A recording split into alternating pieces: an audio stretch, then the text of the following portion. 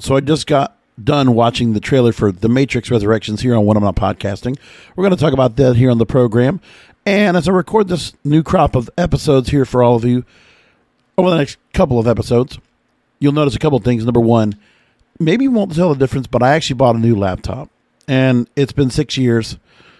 From one Dell to another, microphone, everything else got set up. Got it all pretty much set, pretty much put together quickly. So I'm glad to go and put that together. The other thing is that my voice is a little bit off because of the fact that I had got done yesterday cheering on the Tampa Bay Buccaneers NFL football team to victory over the Dallas Cowboys. And I'm a big diehard Buccaneers fan. And that really just yelling at the damn TV screen really just strained my voice in front of 15 other fans that I had with me watching as a Buccaneers watch party down where I'm at here in Palm Beach County in Florida. At a Twin Peaks, as a matter of fact. So let's move along into Matrix Resurrections. Now, with this movie, you know, it's been nearly 20 years since we got back to the Matrix Revolutions, which I thought was actually a decent close to the movie. We got to meet the Oracle, the whole setup, and was there really a reason to bring this all back? Well, I don't know if this movie can bring us a reason to go back. But enough people are going to watch this movie. They're going to say Matrix 4. Okay, let's go see what they're going to try to do. There's going to be enough curiosity to warrant the movie. You got the cast coming back. Keanu Reeves is back as Neo. You got Lawrence Fishburne back as Morpheus. You got Helena Bonham Carter back. You brought them all back. Okay, let's see what they can do now. Because now you look at Keanu Reeves. He looks like John Wick. He looks like John Wick in The Matrix. It doesn't make any sense, but they're going to do it anyway. And it's been so far removed that, I mean, if they would have maybe just decided to do this movie again or go forward or backward like some movies could have and not even go back to Keanu Reeves or Lawrence Fishburne, why don't we just go back to something else? Like, why do we have to go back to the same formula, the same cast for the 20-year reboot? Which that doesn't make much sense. Everybody's got much older. And sure, CGI can cover up a lot of the action that's going on, but for what? Why do we want to do that? The purpose of the movie is what doesn't make sense right off the bat when I heard this movie was going to come out. Well, here we go. One of the most iconic and influential action series of all time is back once again.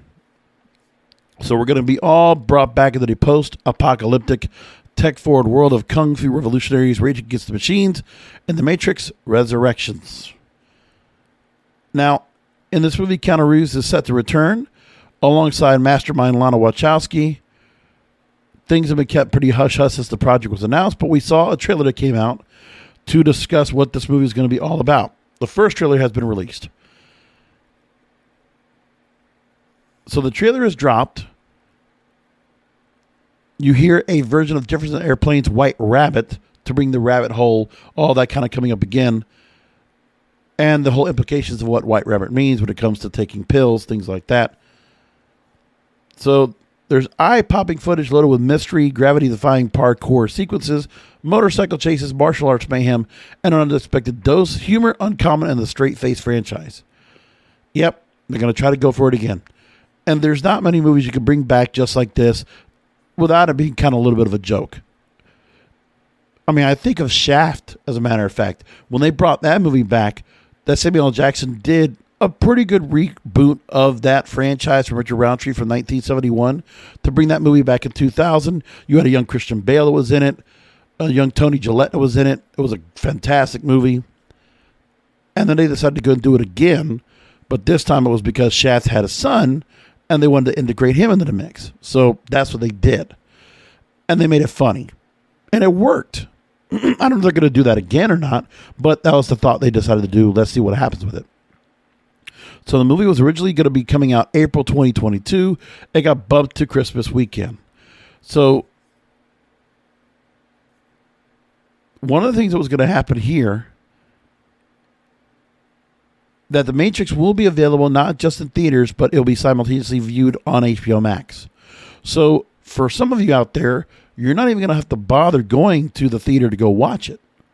But on top of that, if you look at the box office right now, there's a lot of movies that are going to be staying around thanks to Shang-Chi doing very well in the box office. We're going to talk about that in the upcoming episode. And there's that to think about. They got $90 million. So any movies that we're looking to go move ahead and skip being released in the theaters to next year, well, that's not going to happen now. But when you look at December, at the end of the year, you know that Matrix will be coming out at the same time as The King's Man, another action movie.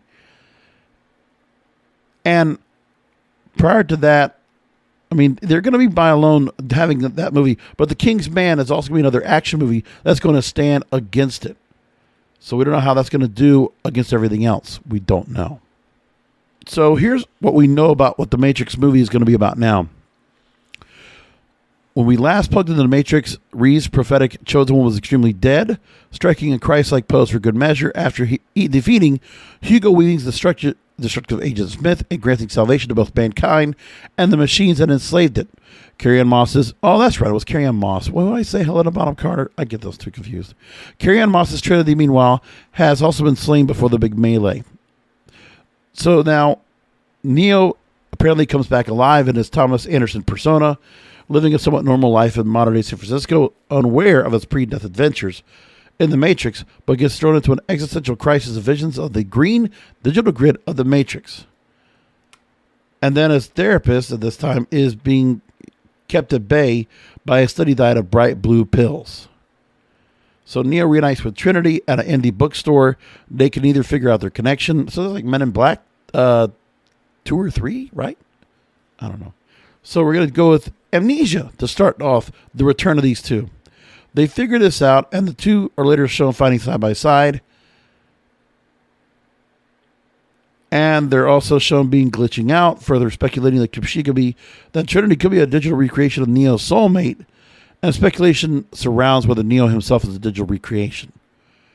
The idea of bringing this movie back and deciding to go this route again doesn't make sense to me at all. And you let me know what you think about this, but we have not even thought about anything with the Matrix in a long time. Even the video game's been 15 years ago.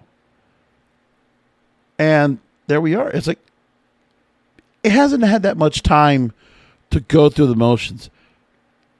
I mean, the movies, if you go back and watch The Matrix now, I don't think those movies are going to go ahead and not be as viewable as they were before. I don't think it'll be as antiquated as much as it was. I think those movies still stand out now.